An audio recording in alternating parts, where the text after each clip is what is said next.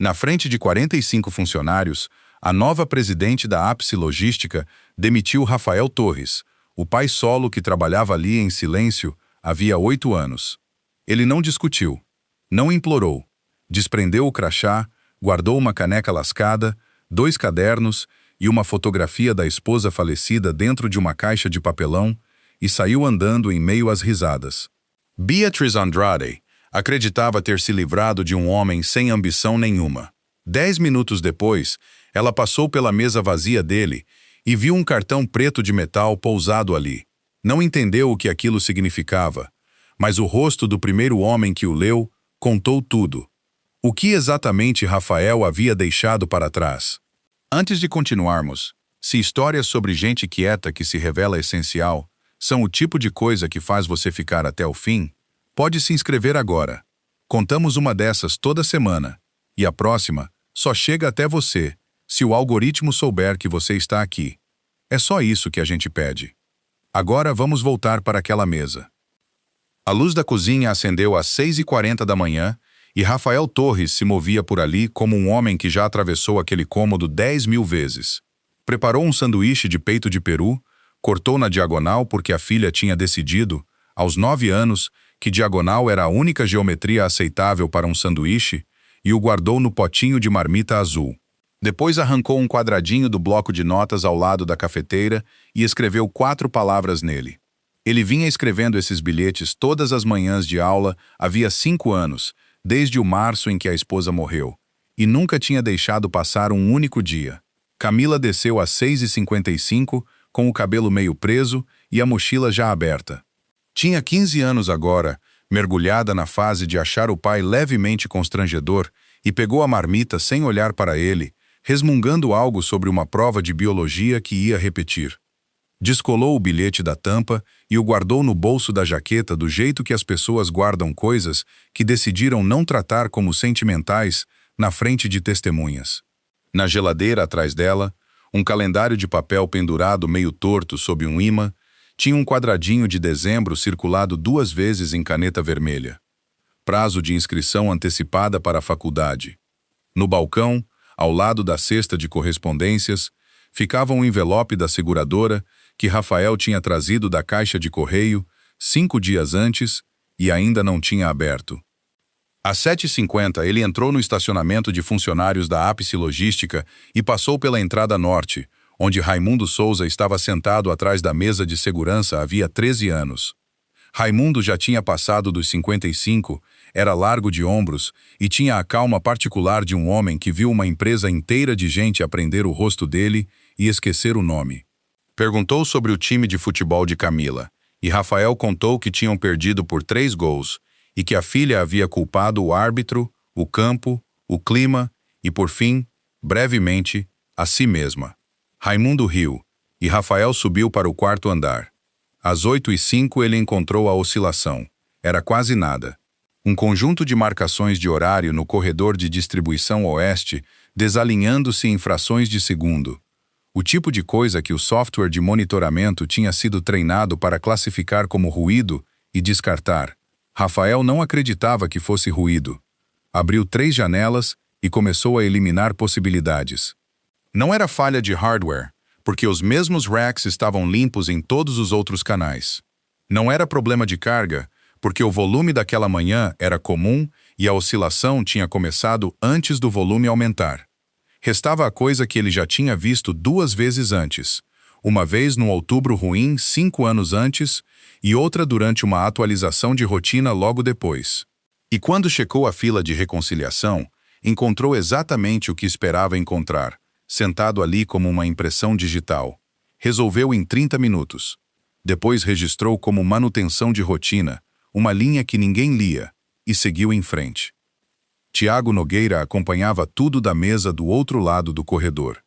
Tinha 22 anos e estava na Ápice havia 10 meses, e passara a maior parte desse tempo tentando entender por que o homem mais quieto do andar também era aquele para quem todo engenheiro em pânico acabava indo. Perguntou a Rafael por que ele nunca assinava o próprio nome nas correções. Por que nunca reivindicava crédito, quando metade do pessoal lá em cima colecionava méritos por coisas que tinham dado certo por acaso, no calendário deles. Rafael terminou de digitar antes de responder. Contanto que a carga chegue aonde precisa chegar, disse. Isso já é o suficiente para mim. Tiago recebeu aquilo como jovens recebem conselhos de gente que admiram, mas ainda não acreditam de verdade. Assentiu e não absorveu uma palavra sequer. 3 andares acima, às 8h15, a reunião de liderança do Projeto Ascensão tinha chegado à parte que todos esperavam. Beatriz Andrade era presidente executiva da Ápice Logística havia 4 meses. Tinha crescido numa casa com garagem circular, estudado numa universidade onde o sobrenome da família estava gravado acima da entrada do prédio de ciências e passado a vida adulta inteira em salas onde as pessoas olhavam para ela, depois olhavam para o sobrenome e faziam uma conta silenciosa que ela sentia mesmo sem ouvir. Tinha aprendido a sobreviver a essa conta cortando algo grande, algo visível, algo alto o bastante para que ninguém dissesse que a cadeira tinha simplesmente lhe sido entregue. O Projeto Ascensão era essa coisa alta. Estava descrito no material como uma iniciativa de modernização operacional. Na prática, era uma lista de aproximadamente 140 nomes. A lista apareceu na tela e Beatriz parou numa linha no meio dela. Rafael Torres, analista sênior de operações, 8 anos. Larissa Vasconcelos deslizou o resumo de uma página sobre a mesa. Larissa chefiava recursos humanos e tinha construído a reputação em cima de uma única habilidade, que descrevia para quem perguntasse como proteger a capacidade mental da diretoria. Lia tudo para que a liderança não precisasse ler. Comprimia, sinalizava, decidia o que merecia uma página e o que merecia uma linha, e tinha dito a Beatriz, na primeira semana das 2 juntas, que o trabalho dela era filtrar o atrito. Beatriz tinha gostado tanto da frase que a repetiu numa reunião geral. A página sobre Rafael Torres era uma obra-prima de compressão. Nenhuma formação avançada, nenhuma palestra em congresso, nenhum perfil interno visível. 8 anos na mesma faixa salarial. E no campo de resumo, no rodapé, 6 palavras que o sistema de Larissa tinha gerado por regra e que nenhum ser humano jamais fora convidado a checar. Recusou promoção 3 vezes, sem ambição. Beatriz leu aquilo e pensou no prédio com o sobrenome da família e em todas as pessoas que já tinham olhado para ele antes de apertar sua mão. Disse a frase em voz alta, e ao redor da mesa a concordância foi imediata e total, porque a página estava limpa, o número era 8 e ninguém na sala jamais tinha trocado uma palavra com aquele homem. Ela poderia tê-lo chamado à sala dela. Era o que os advogados trabalhistas teriam preferido, era o que o presidente anterior teria feito, e era, em qualquer medida razoável, o procedimento correto. Beatriz queria outra coisa. Queria que o andar visse. Às 11h20, ela desceu ao 4º andar e pediu que abrissem o espaço comum. E cerca de 45 pessoas se levantaram das cadeiras e formaram um semicírculo frouxo, sem entender bem o que estavam formando. Ela falou por 3 minutos sobre uma nova era, sobre velocidade, sobre a diferença entre pessoas que expandem uma função e pessoas que apenas a ocupam. Disse que a empresa tinha passado uma década recompensando presença em vez de impacto, e que aquela era a manhã em que isso acabava. Depois se virou e disse o nome dele. Rafael se levantou. Tinha 34 anos, um casaco cinza e uma camisa que ele mesmo tinha passado a ferro, e entendeu o que estava acontecendo antes que ela terminasse a segunda frase. Ela leu as razões como uma auditora lê constatações. Nenhum avanço em 8 anos, nenhuma presença de liderança, nenhum impacto organizacional demonstrado, nenhum alinhamento com a cultura que a Ápice Logística estava construindo. O cargo dele tinha sido extinto, com efeito imediato. Enquanto ela falava, Rafael fazia contas. 4 meses de indenização divididos por uma prestação de financiamento com 6 anos restantes contra um prazo de dezembro circulado 2 vezes numa geladeira a 6 quilômetros dali, contra um envelope fechado de uma seguradora que era a única no estado que ainda não tinha olhado o histórico médico da família dele e discretamente desistido de olhar. Chegou a um número. O número não era bom. Nada disso alcançou o rosto dele. Fez uma única pergunta. com voz equilibrada. Isso é definitivo? Beatriz disse que sim, e acrescentou que talvez ele encontrasse um lugar mais adequado ao próprio ritmo. Larissa soltou uma risadinha curta, que caiu no silêncio e ficou ali. Ninguém falou por ele. 45 pessoas ficaram num meio círculo estudando os próprios sapatos, o carpete, os forros do teto, e nenhuma delas disse uma palavra. Beatriz estendeu a mão pedindo o crachá. Ele o desprendeu do cinto e o colocou na palma dela. Ela tinha vencido. O andar tinha visto. Poderia ter parado ali e depois passaria muito tempo tentando entender por que não parou. O que disse em vez disso foi que os sistemas que ele administrava não iriam desmoronar só porque um homem tinha saído do prédio. Rafael a encarou por 4 segundos inteiros. Espero que a senhora esteja certa, disse. Depois encontrou uma caixa e a preencheu. A caneca com a borda lascada, 2 cadernos de espiral, uma caneta tinteiro que a esposa tinha lhe dado no ano em que ele fez 30 anos e uma fotografia numa moldura barata, tirada quando Camila tinha 8 anos. Os 3, apertando os olhos contra o sol numa praia em Guarapari. Parou na mesa de Tiago Nogueira a caminho da saída e disse uma coisa em voz baixa, porque Tiago tinha ficado pálido e parecia prestes a fazer alguma bobagem. Se alguma coisa quebrar hoje, disse Rafael, não tente consertar um sistema que você ainda não entende. Um remendo errado é mais perigoso do que uma falha conhecida. Lá embaixo, Raimundo Souza se levantou de trás da mesa de segurança. Contornou-a. Disse o nome de Rafael em voz alta, num prédio onde 45 pessoas acabavam de se recusar a fazer isso, e apertou a mão dele. Não disse mais nada. E não precisava. Às 11h52, Rafael estava sentado no carro no estacionamento, com a caixa no banco do passageiro, e não ligou o motor por 2 minutos. Depois pegou o celular e programou um lembrete para as 16 horas. Buscar Camila. Meia hora depois, Beatriz passou pela mesa dele. Estava limpa até o laminado, e no centro, alinhado à borda, havia um cartão, não de plástico. Metal preto, mais pesado do que parecia, com 2 linhas gravadas na superfície. Autoridade de Sistemas Fundadores, FS07. Larissa deu uma olhada e disse que era uma lembrancinha, um daqueles brindes de retenção que costumavam distribuir antes do ciclo de fusões. Gilberto Mendes, que chefiava a área de conformidade e estava na empresa havia 16 anos, dobrou a esquina enquanto ela dizia isso. Viu o cartão e toda a cor sumiu do rosto dele.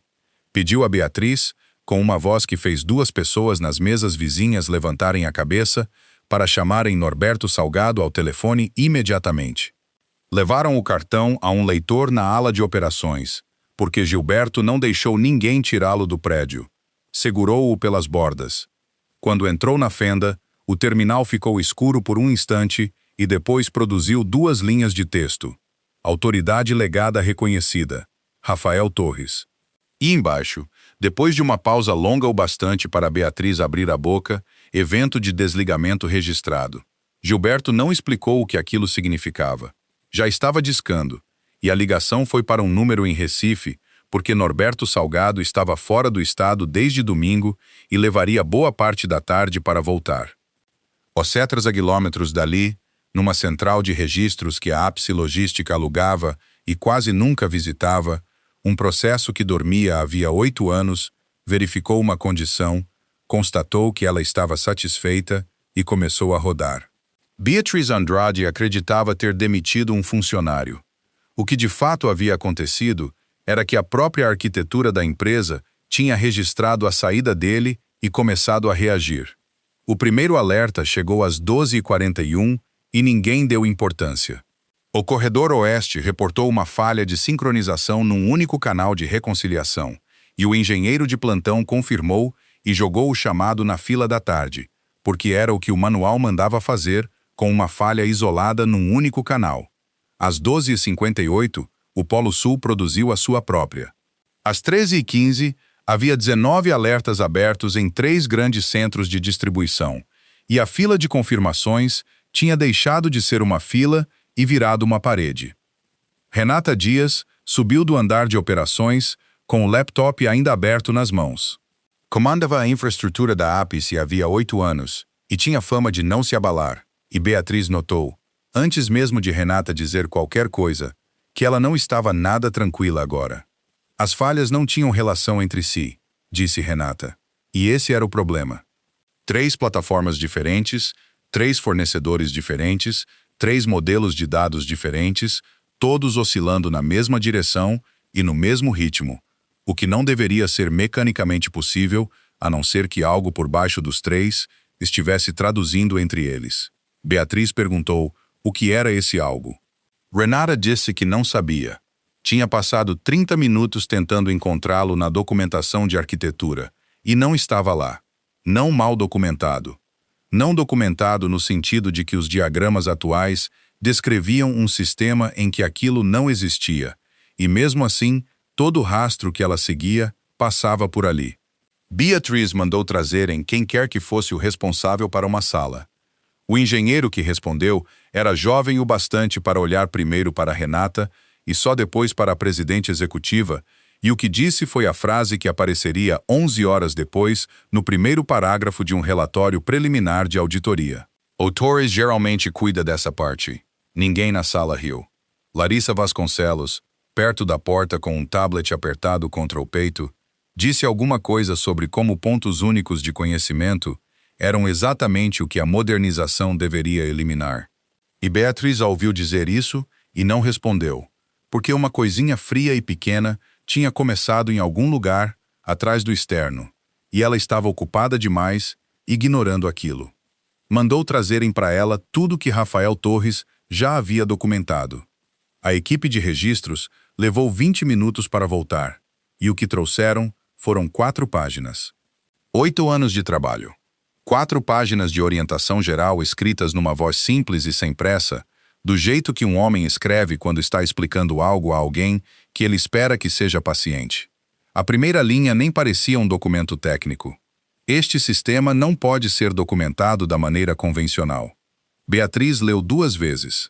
Depois leu o resto, que descrevia, em termos gerais e cuidadosos, uma camada de tradução que reconciliava convenções de marcação de horário entre 4 plataformas adquiridas, e que nunca explicava como, e que terminava com um parágrafo observando que uma especificação técnica completa havia sido proposta e exigiria pessoal dedicado.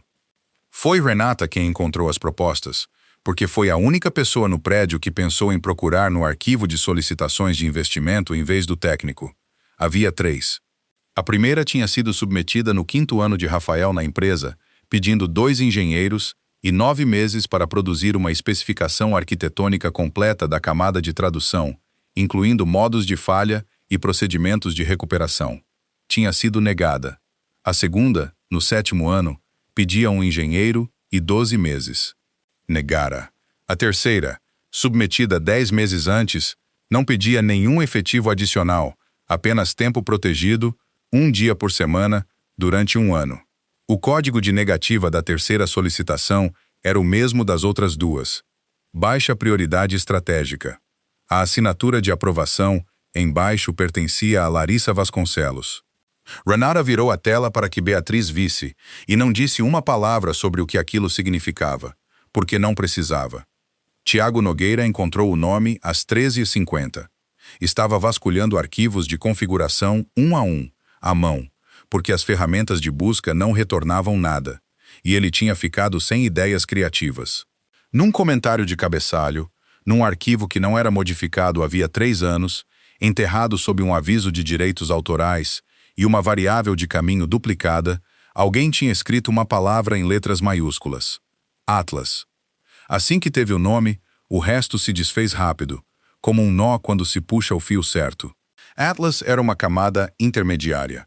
Ficava entre as 4 grandes plataformas operacionais que a Ápice tinha comprado, fundido ou construído ao longo de 13 anos e fazia uma única coisa, continuamente, sem registro, sem painel, sem uma única linha em qualquer orçamento depois do 1º ano. Traduzia. Os fornecedores das 4 plataformas acreditavam que seus sistemas se comunicavam diretamente uns com os outros, porque era o que o contrato de integração dizia, e porque os dados sempre chegavam formatados corretamente. Tiago colocou o mapa real de rastreamento na tela da sala de reunião e levou cerca de 8 segundos para Beatriz entender o que estava vendo. Nenhum dos 4 sistemas se comunicava com o outro. Nenhum. Toda transação, toda reconciliação de estoque, toda instrução de rota, todo o registro de temperatura de todo o caminhão refrigerado da rede passava pelo Atlas e era reescrito no caminho. Ele fazia isso ininterruptamente havia mais de uma década. O instinto de Beatriz foi imediato e, em sua defesa, inteiramente coerente com tudo para o que ela tinha sido contratada. Desliguem isso, disse. Migrem para a plataforma nova. A empresa tinha gasto 350 milhões justamente naquela plataforma, para não depender de uma estrutura legada que ninguém conseguia explicar. Tiago Nogueira se levantou. Tinha 22 anos e nunca tinha contrariado ninguém acima de um diretor na vida, e a voz não saiu firme. Disse que, se o Atlas parasse, metade da rede operacional perderia a capacidade de se comunicar com a outra metade em segundos, não em horas, e que a plataforma nova tinha sido provisionada para receber dados já traduzidos e nunca tinha sido testada contra a saída bruta de nenhum dos 4 sistemas legados. Desligar o Atlas para corrigir uma falha de sincronização, disse ele, era como remover uma ponte para consertar um buraco na estrada. Renata Dias o apoiou. Gilberto Mendes, no canto, não disse nada, o que de algum jeito era pior.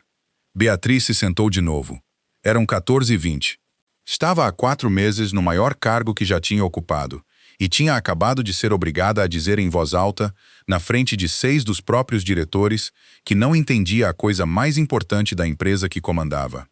Às 14h30, pediu o dossiê completo de Rafael Torres, não o resumo. Larissa ofereceu o resumo de novo, a mesma página limpa com as mesmas 6 palavras no rodapé, e Beatriz disse que se visse aquela página mais uma vez, mandaria removê-la do sistema por completo. O dossiê completo chegou num carrinho. 290 páginas. Ela começou pelo início, e quando chegou à página 7, a contagem de alertas na ala de operações já tinha subido para 24. 8 anos antes, a Ápice Logística estivera há aproximadamente 5 semanas da insolvência, e quase ninguém que ainda trabalhava no prédio sabia disso. A empresa tinha adquirido uma rede regional de distribuição por um preço que parecia brilhante no papel, e depois descobriu que as 2 metades da operação fundida não conseguiam trocar dados. Nem mal. Pedidos feitos de um lado da empresa desapareciam antes de chegar ao cumprimento do outro lado. Caminhões ficavam carregados nos pátios por 4 dias, porque nenhum sistema conseguia dizer para onde ir, e 175 milhões em contratos tinham começado a caminhar para a saída. Norberto Salgado, que tinha fundado a empresa e que àquela altura quase não aparecia mais no escritório, voltou. Tirou 5 engenheiros das linhas de subordinação normais, deu a eles autoridade direta, um orçamento isolado e uma única instrução, e batizou o grupo num memorando de menos de meia página. Grupo de Sistemas Fundadores. A missão deles era fazer as 2 metades da empresa conversarem. Beatriz virou a página e encontrou a lista. 5 nomes, e o terceiro de cima para baixo era Rafael Torres. Ele tinha 26 anos, contratado 11 semanas antes de a crise começar, o mais jovem dos 5 por 4 anos. Na fotografia anexada à lista, tirada para um crachá, havia muito reemitido. Ele era o único engenheiro negro do grupo. Construíram o Atlas em 4 meses. Na página 45, havia uma fotografia que ela quase pulou. 5 pessoas numa sala de reunião com caixas de pizza e quadros brancos ao fundo, tirada, segundo a legenda, às 3 horas da madrugada. Ela olhou por mais tempo do que pretendia. Na ala de operações, a contagem chegou a 31. Renata entrou 2 vezes naquela hora. Uma para dizer que a oscilação já estava se propagando para a fila de reconciliação e outra para dizer que estavam começando a perder a capacidade de prever onde apareceria em seguida. Frase que fez Gilberto Mendes sair da sala para fazer uma ligação. Beatriz continuou lendo. Encontrou a segunda coisa na página 98, num memorando do Departamento Jurídico escrito 6 anos antes, resumindo a situação dos detentores de autoridade de sistemas fundadores para uma revisão de governança. Dos 5, um tinha se aposentado, 2 tinham deixado o setor por completo, um deles para lecionar física no ensino médio em Minas Gerais. Um tinha morrido de um derrame aos 46 anos. Restava uma única pessoa, ainda empregada na Ápice Logística, que havia construído a coisa sobre a qual a empresa inteira estava apoiada. Beatriz pousou a página na mesa de reunião e ficou olhando para ela por um tempo sem tocá-la. Ela tinha colocado esse homem na frente de 45 pessoas naquela manhã. Tinha lido os motivos em voz alta como quem lê constatações de auditoria. Tinha feito com que ele lhe entregasse o crachá e depois, porque vencer não tinha sido suficiente, tinha dito a ele que os sistemas que administrava não iriam desmoronar porque um homem saiu do prédio. Ele tinha olhado para ela sem raiva nenhuma e esperado que ela estivesse certa. Na página 196, encontrou a documentação de licença médica, e foi ali que a última estrutura da compreensão que ela tinha daquele homem desabou. O nome da esposa dele era Marina Torres. O diagnóstico era de 6 meses depois do início do primeiro ano de Rafael na empresa, estágio 3, 3 semanas depois de o Atlas entrar no ar. O dossiê continha os pedidos de licença intermitente que se seguiram, numa linha quase ininterrupta por 2 anos e 6 meses. Pedidos para terças-feiras à tarde. Pedidos de jornada reduzida durante um ciclo de tratamento. Um pedido, perto do fim, para 2 semanas seguidas, com um bilhete manuscrito anexado pedindo desculpas pelo momento, em relação ao fechamento trimestral. A primeira oferta de promoção tinha chegado 4 semanas depois do diagnóstico, e Beatriz entendeu na hora o que aquilo tinha sido. Era a recompensa pelo Atlas. Diretor de arquitetura de sistemas, um nível que quase ninguém alcançava aos 27 anos, e o cargo exigia viagens em cerca de 60% do ano. Ele recusou numa carta de 2 parágrafos que agradecia sinceramente à empresa e não dava razão nenhuma. A segunda veio 2 anos depois. Vice-presidente de operações, durante o que os registros de licença mostravam ser o segundo ciclo de quimioterapia da esposa. Ele precisava de uma agenda previsível, porque era ele quem a levava às sessões de infusão. Recusou essa num único parágrafo. Marina Torres morreu em março do 3º ano de Rafael na empresa. Camila tinha 10 anos. A terceira oferta chegou 2 anos depois. Diretora de operações, a maior promoção que a Ápice Logística já tinha oferecido a alguém no nível dele. Havia uma carta no dossiê, de uma orientadora escolar, anexada por Rafael, junto com um pedido de jornada modificada, descrevendo uma menina de 12 anos que tinha parado de entregar as lições de casa e parado de falar em aula. Ele recusou a oferta em 4 frases, e nunca mencionou a filha em nenhuma delas. Beatriz voltou ao resumo de uma página ainda embaixo do cotovelo dela, onde Larissa o tinha deixado. Recusou promoção 3 vezes, sem ambição. Um sistema tinha produzido aquela frase. Nenhum ser humano tinha feito aquele julgamento. Nenhum ser humano jamais fora convidado a checá-lo. E todo executivo que já tinha passado os olhos por aquela linha na última década tinha aceitado, inclusive ela, naquela manhã, em menos de 3 segundos. Havia mais uma coisa, e ela encontrou por acaso, a caminho de outra parte do dossiê. Uma avaliação de desempenho do 3º ano dele, escrita por um diretor que já tinha deixado a empresa havia muito tempo, dizendo que Rafael Torres era difícil de decifrar, que não projetava presença natural de liderança e que seu impacto, embora adequado, era difícil de caracterizar. No registro de incidentes daquele mesmo ano, anexado 28 páginas depois, Rafael Torres era o engenheiro responsável pela resolução de 3 eventos de severidade máxima. Beatriz não disse nada sobre isso. Virou a página. Norberto Salgado chegou às 15:45, direto do aeroporto. Entrou pelo saguão como um homem que ainda não tinha decidido se estava com raiva, e Gilberto Mendes o encontrou no elevador e o atualizou em voz baixa a caminho de cima. Quando entraram na sala de reunião, Norberto não se sentou. Pediu para ver o cartão. Estava sobre a mesa numa capa plástica de evidência, porque Gilberto tinha insistido, e Norberto o olhou através do plástico por um bom tempo antes de começar a explicar o que a sala vinha falhando em entender desde as 12h20. Autoridade de Sistemas Fundadores não era um título, disse ele. Nunca tinha aparecido num cartão de visita ou num organograma. Era um conjunto de poderes escritos numa carta que ele mesmo tinha assinado durante as piores 5 semanas da vida dele, e concedidos a 5 pessoas que os tinham merecido, salvando uma empresa que não merecia ser salva. O detentor podia suspender uma implantação, podia exigir uma auditoria independente, podia acessar a arquitetura central sem aprovação, podia se reportar diretamente ao conselho, podia contornar toda a camada de gestão da empresa, inclusive a presidente executiva.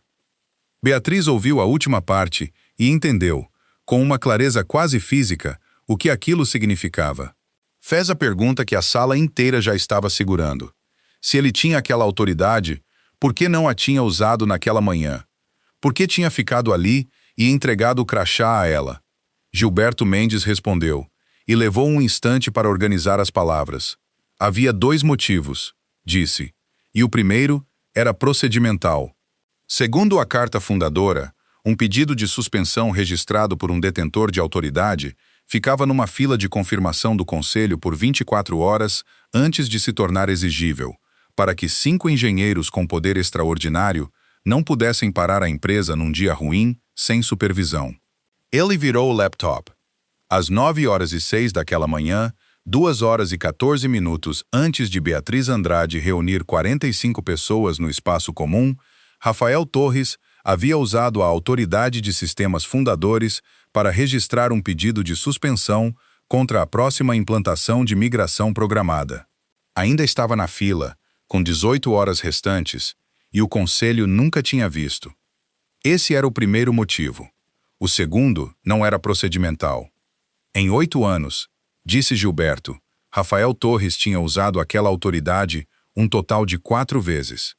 Uma durante uma troca de fornecedor, 2 durante implantações de temporada de pico, uma naquela manhã. Cada instância dizia respeito à integridade do sistema, e nenhuma delas jamais dissera respeito a ele mesmo. A autoridade não foi dada ao homem, disse Gilberto. Foi dada à arquitetura.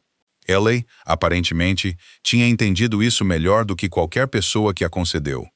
Ninguém na sala tinha o que dizer a isso. Norberto Salgado perguntou, no silêncio, se alguém tinha avisado sobre o cronograma de migração, e Renata Dias respondeu antes que Larissa pudesse. 3 vezes em 3 semanas. Os e-mails apareceram na tela, um depois do outro. O primeiro era longo e técnico, e explicava que o cronograma acelerado alteraria a forma como o manipulador de sincronização processava as marcações de horário, e que o Atlas conseguia tolerar uma classe de desvio temporal, mas não 2 simultaneamente. Segundo era mais curto e mais direto. O terceiro tinha 4 frases e parecia escrito por um homem que tinha ficado sem formas novas de dizer a mesma coisa. Beatriz reconheceu o segundo na hora, porque tinha sido ela quem o recebera. Tinha aberto numa quinta-feira de manhã, entre 2 outras reuniões, lido cerca de 1 frase e meia, decidido que era a resistência operacional que a tinham avisado que esperasse e encaminhado para Larissa Vasconcelos com 2 palavras no corpo do e-mail. Resolve isso. O encaminhamento estava na tela agora, com o nome dela e a data. Larissa tinha resolvido. O aviso tinha sido reclassificado no sistema de rastreamento de risco sob uma categoria que Larissa mesma tinha criado exatamente para isso, e a categoria se chamava Resistência à Modernização. E, uma vez que um item entrava naquela categoria, deixava de aparecer no resumo técnico que ia para o conselho. Beatriz ficou muito quieta e deixou toda a forma daquilo chegar até ela. Ela não tinha simplesmente demitido a única pessoa que entendia o sistema. Tinha demitido a pessoa que vinha tentando, havia 3 semanas, por todo o canal disponível, inclusive um que estava acima dela, impedi-la de quebrar aquele sistema. Havia mais uma coisa, e só Norberto podia explicar. Beatriz perguntou por que Rafael tinha deixado o cartão na mesa, se tinha esquecido no meio da humilhação diante do 4º andar inteiro, ou se tinha feito aquilo de propósito. Norberto disse que Rafael Torres nunca tinha esquecido nada na vida. A carta exigia aquilo. Quando um detentor de autoridade de sistemas fundadores se desligava da empresa, a credencial tinha que ser entregue no local físico de trabalho, não pelo correio, não repassada a um gerente, não desativada remotamente. Essa exigência existia por causa de uma condição escrita na última seção da carta, uma condição em que o próprio Norberto tinha insistido pessoalmente e que nunca esperara que alguém precisasse cumprir. Quando a última credencial restante era entregue, o conselho recebia uma notificação automática. O cartão preto sobre a mesa vazia não tinha sido um esquecimento, nem uma lembrancinha, nem um gesto de despedida. Tinha sido um sinal formal de emergência, executado corretamente por um homem a quem tinham dado 9 minutos para esvaziar a mesa, e que declarava um único fato, na única linguagem que a governança da própria empresa não podia ignorar. A Ápice Logística não tinha mais, dentro dela, uma única pessoa com autoridade e conhecimento arquitetônico direto do sistema que a mantinha viva. E esse sinal tinha disparado algo automaticamente às 12h22 daquela tarde, no instante em que Gilberto Mendes colocou o cartão no leitor. Uma auditoria independente. Não uma revisão interna, não uma avaliação de governança conduzida pela própria diretoria, mas uma auditoria externa, com acesso garantido por carta aos registros internos, reportando ao conselho e a mais ninguém. Ela examinaria o Atlas. Essa parte era óbvia. Também seria obrigada a responder a uma segunda pergunta, que Norberto leu em voz alta da tela de Gilberto, escrita 8 anos antes por um homem que tinha visto uma empresa quase morrer de descaso institucional. Por que a última pessoa que entendia este sistema foi embora? Gilberto acrescentou a parte em que ninguém tinha pensado ainda, e acrescentou meio pedindo desculpas, o que de algum jeito piorava tudo. A demissão tinha sido conduzida num espaço aberto, na frente de aproximadamente 45 funcionários, todos testemunhas. A auditoria os entrevistaria sob a autoridade da carta, o que significava que Larissa Vasconcelos não podia estar presente na sala. Haveria 45 relatos do que tinha sido dito, em que ordem e em que tom, e não existiria versão nenhuma daquele registro que fizesse amanhã parecer um corte de quadro rotineiro. Às 15h55, Renata Dias voltou com a projeção final e a leu direto da tela, porque não confiava em si mesma para resumir. A falha de sincronização estava se propagando mais rápido do que a mitigação. Se não fosse contida antes da consolidação de lote noturna, às 23 horas, dados de reconciliação corrompidos seriam gravados nos livros razão principais em 6 grandes unidades. A recuperação levaria entre 3 e 5 semanas e custaria entre R$ 70 e 130 milhões. Isso era só o custo direto. 3 contratos nacionais de distribuição tinham cláusulas de rescisão automática acionadas por falhas de integridade de dados no nível do livro-razão.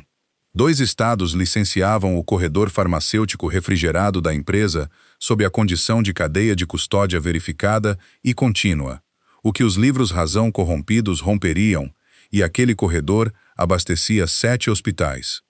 7h05. Beatriz Andrade olhou ao redor de uma sala que esperava que ela dissesse alguma coisa, e o que ela disse foi para chamarem o Torres ao telefone. Norberto Salgado a deteve antes que alguém se movesse. Não uma assistente, disse. Não o jurídico, não recursos humanos e, acima de tudo, não a Larissa Vasconcelos. Ela tinha encerrado a carreira daquele homem na frente de 45 pessoas, no meio de um andar aberto, com a mão estendida. Se queria que ele voltasse, teria que ligar ela mesma. Às 16h05, Rafael Torres era o 3º carro na fila de busca, em frente ao Colégio Horizonte, com o motor desligado e a caixa da mesa ainda no banco do passageiro, quando o celular tocou com um número que ele tinha passado 8 anos nunca precisando ligar. Beatriz disse o nome dele, e depois disse que o Atlas estava falhando. Ele não reagiu a isso, e não perguntou como ela tinha aprendido aquela palavra.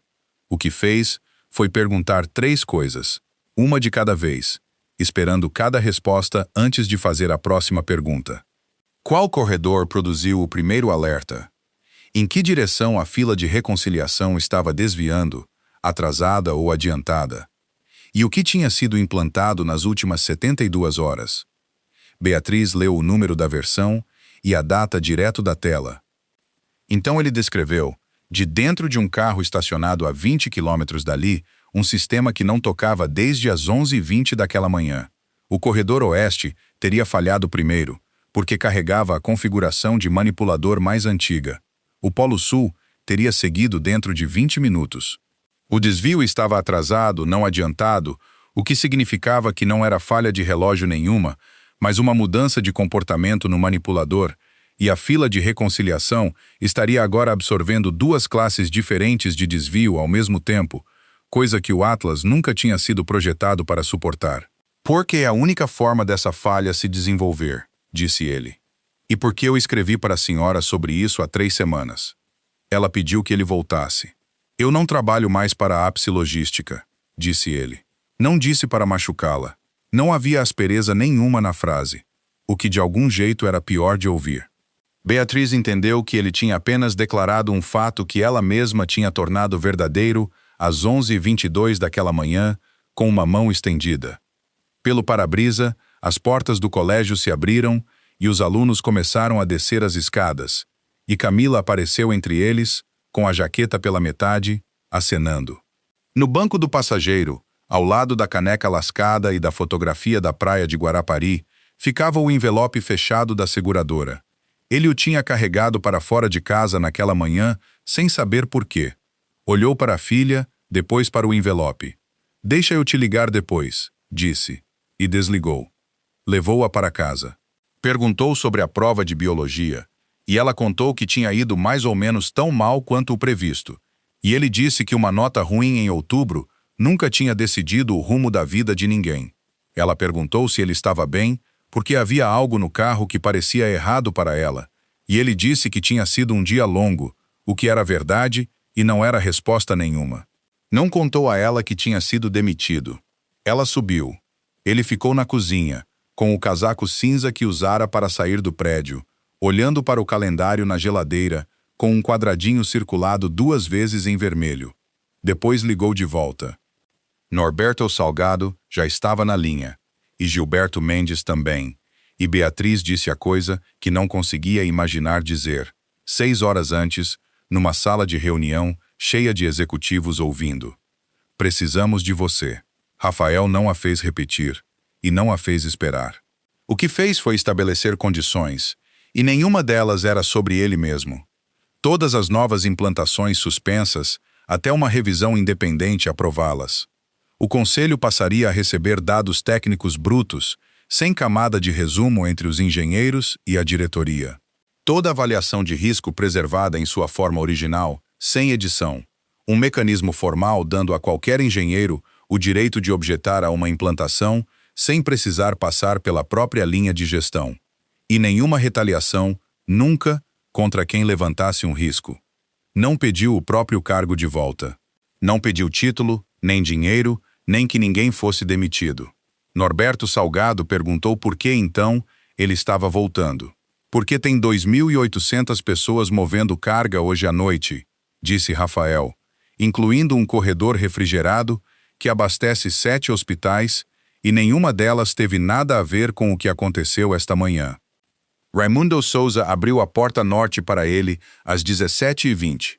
Ele entrou sem crachá, sem título, sem ninguém anunciá-lo.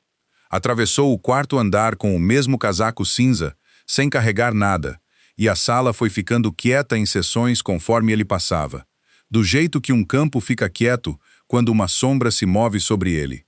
Gente que tinha rido às 11h20 encontrou motivos urgentes para estudar os próprios monitores. Larissa Vasconcelos saiu do corredor com a mão já estendida e o rosto arrumado em algo caloroso, como se amanhã tivesse sido um imprevisto de agenda. Rafael passou por ela sem diminuir o passo. Lá embaixo, no centro de operações, 14 engenheiros estavam em pé diante de uma parede de telas que já tinha deixado de significar qualquer coisa para eles. Ele pediu para ver a janela de desvio, depois pediu o comparativo do manipulador e em 9 minutos já tinha entendido. A nova versão tinha mudado a forma como o manipulador de sincronização resolvia marcações de horário na fronteira entre 2 das 4 plataformas legadas. O Atlas fora projetado para absorver uma classe de desvio temporal, e fazia isso invisivelmente milhares de vezes por minuto. Exatamente por isso ninguém jamais tinha notado. Nunca tinha sido chamado a absorver 2 ao mesmo tempo. O procedimento que ele deu foi curto, e o deu em ordem. Isolar a versão com falha. Não reverter. Restaurar o manipulador anterior em 3 corredores apenas, começando pelo oeste. Transferir a carga de reconciliação para o nó norte, que tinha o menor volume e o hardware mais novo. Depois ressincronizar a partir dos dados limpos mais antigos para frente. E não mudar absolutamente nada até que a diferença começasse a fechar sozinha. Repetiu a segunda instrução 2 vezes. Uma reversão sobrescreveria justamente a camada de histórico de transações de que precisavam para reconstruir e, uma vez perdida, não haveria como recuperá-la de coisa nenhuma. 14 engenheiros fizeram exatamente o que ele disse. Ninguém olhou para um título. Ninguém esperou Beatriz autorizar nada.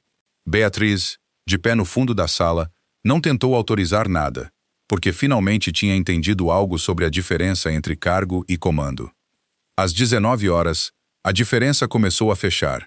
Era pequena, alguns centésimos de porcentagem, e Renata Dias leu na tela 2 vezes antes de acreditar. Alguém na segunda fileira soltou um suspiro que vinha segurando havia 4 horas. Pela primeira vez desde as 12h41 daquela tarde, a sala continha a possibilidade de uma noite normal. Às 19h12, o Polo Sul disparou 40 novos alertas em 90 segundos. A diferença parou de fechar. Depois se inverteu e se alargou. E continuou se alargando. E em 3 minutos já era mais que o dobro do pior momento anterior. Renata murmurou alguma coisa. Ninguém mais disse nada. Rafael atravessou a sala até o painel principal, olhou o rastro por uns 15 segundos e depois se virou e fez uma única pergunta. Quem mexeu no nó sul? O silêncio se estendeu tanto que Beatriz sentiu na mandíbula. Então Tiago Nogueira se levantou de uma estação de trabalho na última fileira. 30 minutos antes, enquanto Rafael estava lá embaixo, nos racks do corredor oeste com Renata, Tiago tinha encontrado uma falha secundária num pequeno segmento do sul. Achou que tinha entendido, ou acreditou que sim. Quis ajudar. Mais do que isso, se fosse sincero consigo mesmo, quis ser, uma vez na vida, aquele que consertava algo na frente de todo mundo. E fez uma reversão no segmento, porque a reversão era o movimento óbvio, e estava logo ali. Contou tudo isso em voz alta, sem que ninguém perguntasse, numa voz que se quebrou 2 vezes, e não ofereceu uma única desculpa. Rafael o encarou por 4 segundos inteiros, os mesmos 4 segundos que tinha dado a Beatriz naquela manhã. Eu te avisei, disse. Um remendo errado é mais perigoso do que uma falha conhecida. Renata rodou os números com o novo estado do nó sul e não suavizou nada. O trabalho restante era de 2 horas e 30 minutos. Eram 19 horas e 20. A consolidação de lote rodava às 23 horas. Faltavam 10 minutos, e 10 minutos equivaliam a 10 horas.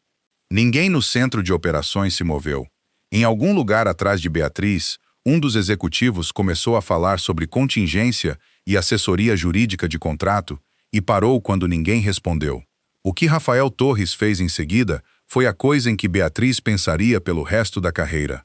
Foi até a última fileira, pegou uma cadeira vazia de uma mesa vizinha, arrastou até perto de Tiago Nogueira e se sentou nela. Você é a única pessoa nesta sala que sabe exatamente no que mexeu, disse. Cada comando, em que ordem, em qual segmento. Mas ninguém consegue reconstruir isso. Então você vai liderar essa parte, e eu vou sentar bem aqui. Não levantou a voz, não tirou o jovem da sala, não anunciou o erro dele para o andar inteiro, não fez dele um exemplo na frente dos 14 colegas que estavam todos ao alcance da voz.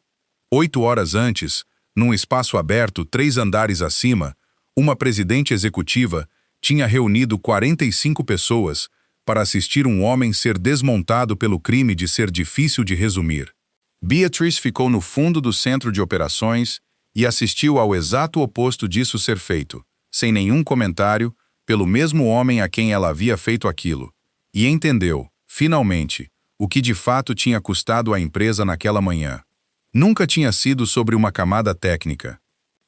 Thiago liderou a recuperação do segmento sul pelas 2 horas e 30 minutos seguintes, com Rafael ao lado, fazendo perguntas em vez de dar ordens. Como está a fila agora? O que você esperava que estivesse acontecendo? Por que está diferente?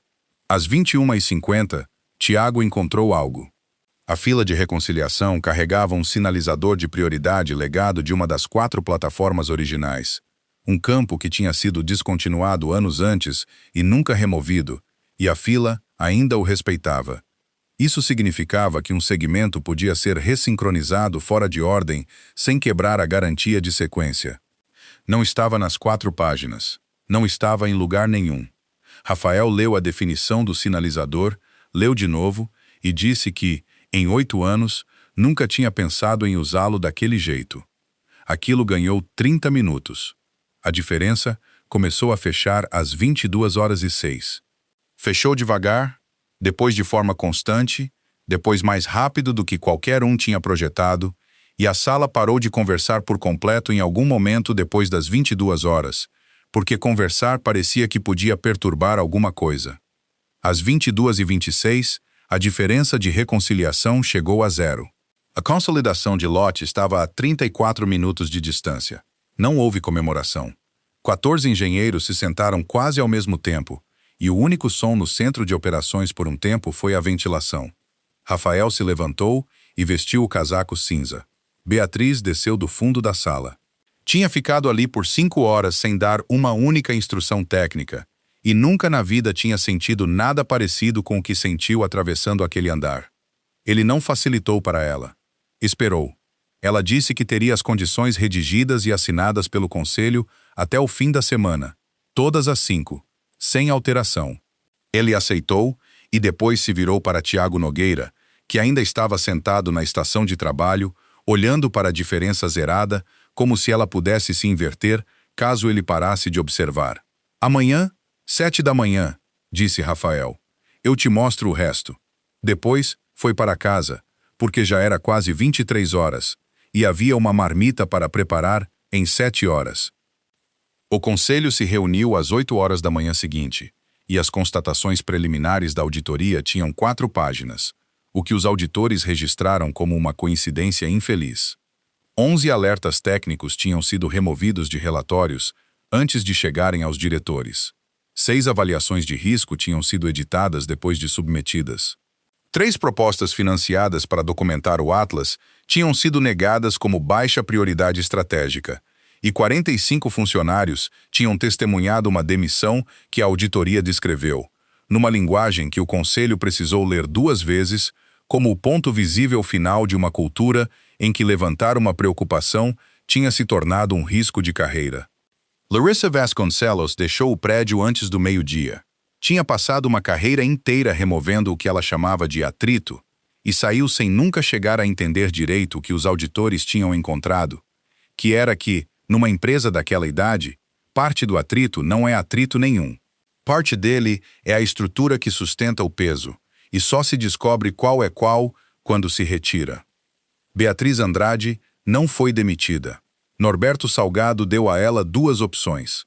Podia se demitir naquela manhã, com um comunicado limpo e uma carta de referência, ou podia ficar sob supervisão direta do conselho, se submeter a uma revisão de governança que a citaria nominalmente nas conclusões, e liderar pessoalmente o programa de reparação cultural que a auditoria exigiria. Ela ficou. Não porque tivesse acordado naquela manhã como outra pessoa, mas porque ir embora teria sido mais fácil, e ela tinha acabado de passar um dia inteiro aprendendo o preço da versão fácil de uma decisão. Ficar significava passar pelo espaço aberto do 4º andar todas as manhãs, enquanto mantivesse o cargo. Ela encontrou Rafael 2 semanas depois e se desculpou de verdade, sem ressalvas. Ele aceitou. Quando ela perguntou se ele podia perdoá-la, ele disse que não carregava esse tipo de coisa, mas que também não conseguia desesquecer, e que ela ia ter que conviver com as 2 coisas. Depois voltou ao trabalho. Norberto ofereceu a ele o cargo de diretor de integridade de sistemas, com relato direto ao conselho, autoridade sobre implantações, remuneração na faixa mais alta da empresa. Rafael recusou. Concordou em vir 3 dias por semana como consultor independente, com jornada flexível, sob uma condição. Tiago Nogueira trabalharia diretamente com ele até entender o Atlas o bastante para que a empresa nunca mais precisasse de Rafael. O motivo dos 3 dias não era complicado. Camila estava no penúltimo ano do colégio. Faltavam cerca de 2 anos antes que ela arrumasse o carro e fosse embora, e ele já tinha gastado uma das últimas tardes daquela janela, sentado num estacionamento, decidindo se atendia o telefone. Beatriz tinha acreditado em algo às 8h15 daquela manhã, e tinha acreditado sinceramente. Ninguém é insubstituível. Chegou a entender que a frase não estava exatamente errada. A Ápice Logística podia reconstruir o que Rafael Torres sabia. A auditoria colocou um número nisso: 18 meses, 2 engenheiros dedicados e uma quantia considerável de dinheiro. O que não podia ser reconstruído eram os 8 anos que a empresa tinha passado vivendo da competência de um único homem, sem nunca, uma vez sequer, perguntar a ele o que exatamente fazia. Meses depois, Tiago perguntou se ele algum dia se arrependia de ter deixado o cartão sobre a mesa. Rafael disse que não, porque às vezes uma coisa precisa parar de pertencer às pessoas antes que elas consigam ver o valor que ela tinha. Naquela noite, Rafael Torres ficou na cozinha e fez um sanduíche de peito de peru cortado na diagonal, escreveu 4 palavras num quadradinho de papel e o pressionou contra a tampa. Lá em cima, a gaveta da escrivaninha da filha estava aberta. Dentro dela, organizados em pilhas por ano, havia 5 anos daqueles bilhetes. Toda manhã de aula, sem faltar uma. Aqui está a parte que vale a pena levar com você. Em algum lugar na sua organização existe um Rafael Torres. Não um herói, não um gênio escondido, apenas alguém que vem segurando uma costura em silêncio por tanto tempo que ninguém mais se lembra que existe uma costura ali. Essa pessoa nunca vai te contar. É justamente por isso que ela é tão boa nisso. Você não vai encontrá-la num organograma, e certamente não vai encontrá-la num resumo. Resumos são para onde as pessoas vão para desaparecer. Então, da próxima vez que uma única linha decidir alguma coisa sobre uma pessoa, abra o arquivo. Faça a pergunta. Custa a você 4 minutos, e custa a ela a carreira inteira. Se essa história te tocou, se inscreve para que a próxima chegue até você. E deixa nos comentários a história de alguém do seu trabalho que ninguém percebe até o dia em que essa pessoa vai embora. Esses comentários são de longe a melhor parte de fazer isso. Obrigado por ter ficado até o final. Até a próxima.